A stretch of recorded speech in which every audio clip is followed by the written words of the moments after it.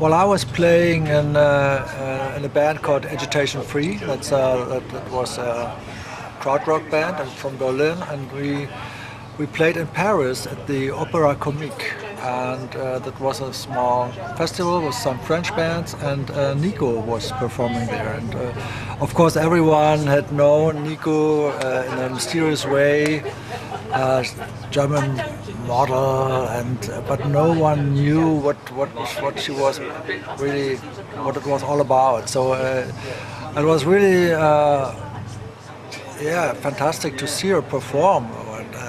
And I was really thrilled seeing her playing this harmonium all by herself, and this voice and the look, and it was a beautiful concert. And as we all were Germans, of course, we came into conversation, and we had the same manager, Assad Debs, and so a few days later we had a party at his home, and we were sitting there, and Nico grabbed me, and we went to another room, and she was telling really strange stories. I mean, like she felt like a robot, and I was very shy. I was very young. I was 22 maybe, and she was 36.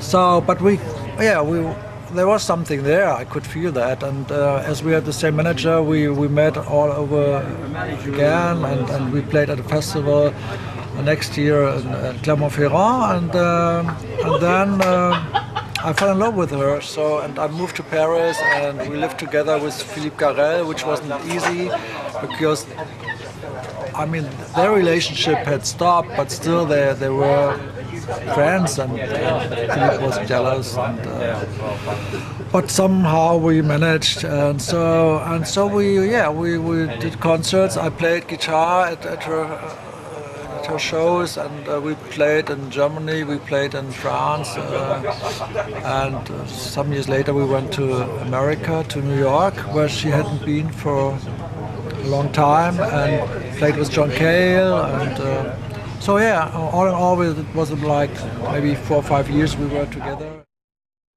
Because of her looks, she was always a subject of for a lot of photographers and filmmakers like Andy Warhol or Paul Morrissey and Philippe Garel and others, and just because she was such a stunning beauty, and I think that's what the film directors liked about her, and of course she had a very strange attitude and a very strange behavior and aura, very mystical. So maybe that was, but I don't really see her as an actress.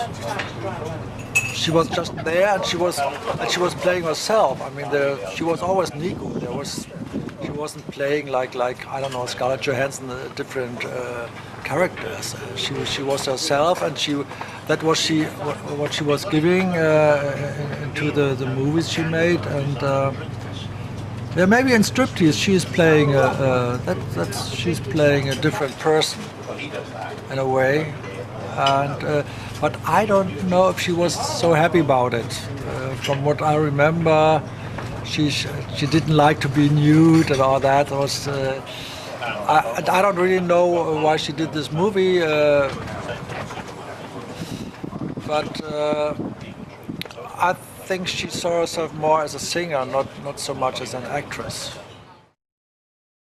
Her aunt, who's still living, Aunt Helma, she told that at the age of, I don't know, maybe 14, 15, she was, she knew that she is beautiful, and she was going to the KaDeWe, which is a big, how do you call it, Kaufhaus, like shop, yeah. Store, yeah, and there was a lot of fashion people going there, and she was walking there all the time, to be discovered, and she was discovered by Hans Oestergaard, a famous German fashion designer, and she was doing these fashion shows at the age of 15 or 16 then, and then she was sent to Ibiza to do some shooting there. not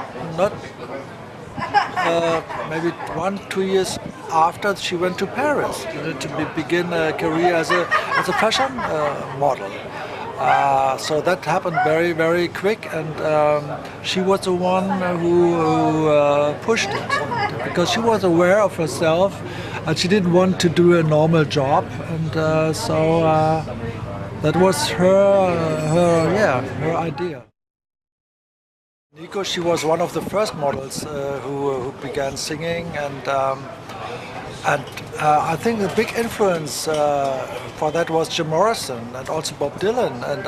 But Jim Morrison, I think, there was the biggest influence because he was the one who told her to compose her own songs. I mean, you know the record Chelsea Girl, where she's singing very good songs, but not her own songs. And then she at that time she didn't know that she could sing her own songs and compose own songs. And with the harmonium, the Indian organ, she was able to find a way, a very unique way of composing. But I don't know if her beauty was a problem. I mean, there's the theory, like Paul Morrissey says, that she wanted to destroy her beauty and all that, and yeah, I don't know. Germany was very hard for her, and that made her really sad. And I think this record Drama of Exile describes it a bit, because of course she loved Germany. She was proud, I think, to be a German, but there was not so much success in Germany in the beginning, and in the 70s.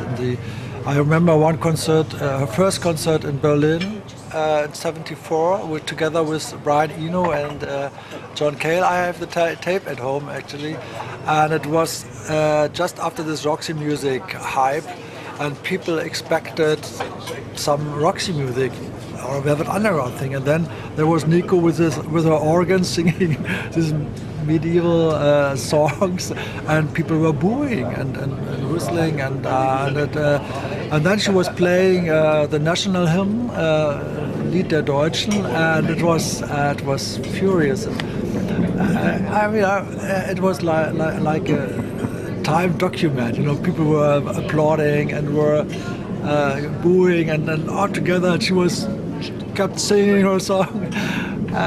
But so it was very difficult in Germany for her, and only in the 80s, when she had her band, she was playing sold-out concerts, and then the people in Germany began to realize that there's a very unique German singer, and she's doing very intense music, which no one else can do it.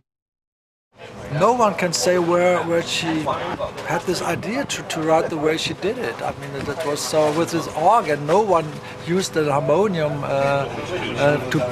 to write pop songs, you know. And this, I think, this instrument was so it fit perfectly into her. It was a fantastic combination. If she had played guitar or something, it wouldn't be the same. This harmonium was so intense and so strange, and I think that the way she played it, she didn't know much about music, and she didn't know which note she was playing. Just she tried like a child, you know, and learned it all by herself, and. But that mixture, her voice with this harmonium, that was very, very unique. Actually, when she had died in '88, I got the news from her manager, and I just had bought the ticket to visit her in Ibiza. Because Ari and Nico had invited me to join. She had rented a farmhouse from a friend for 3-4 months to write new songs or to write a book, whatever. And so I had this ticket, and then I got the news that she had died. So I flew to Ibiza, and slept in her bed.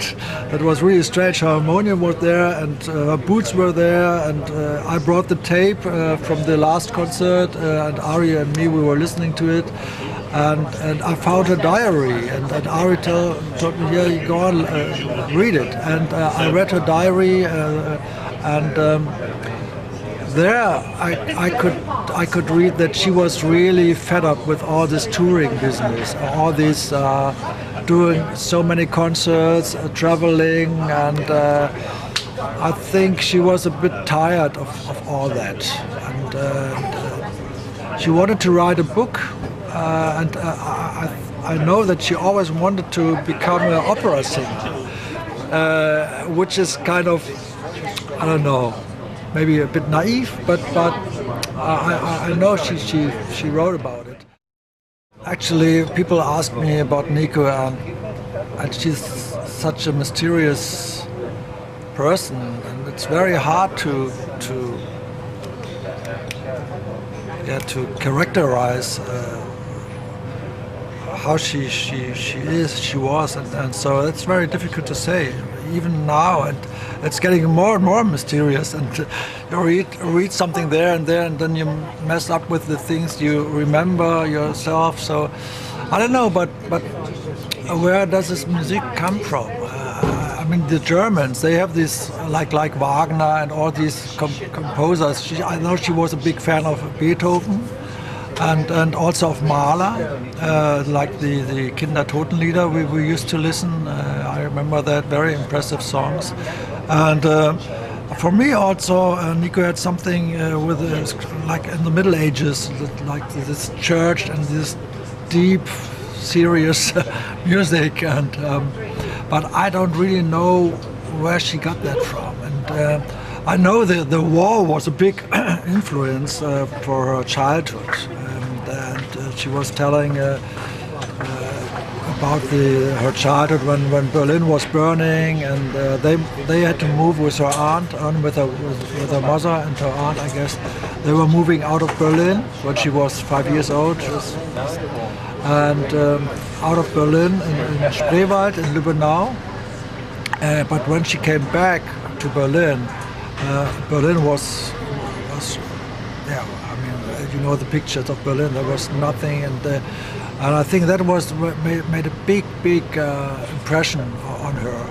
And also she told me when she was living in Lübbenau, her playground used to be a cemetery, you know, which I find pretty strange. But she always had this special connection with death, and I don't know where that comes from, but that was a big longing. And even when her mother died, and you must know that her mother and her, they were very connected, and she always wanted to follow her mother into the grave. And when we were in Berlin, I didn't know that the grave of her mother was just near where I was born. It's only 4 miles in the Grunewald, but she never went there. She never went to the cemetery, and I asked her, why don't we go there? And she said, well, if I go there, I want to stay there. You know? So there was this deep connection to death, and I think that was a big influence for her songs.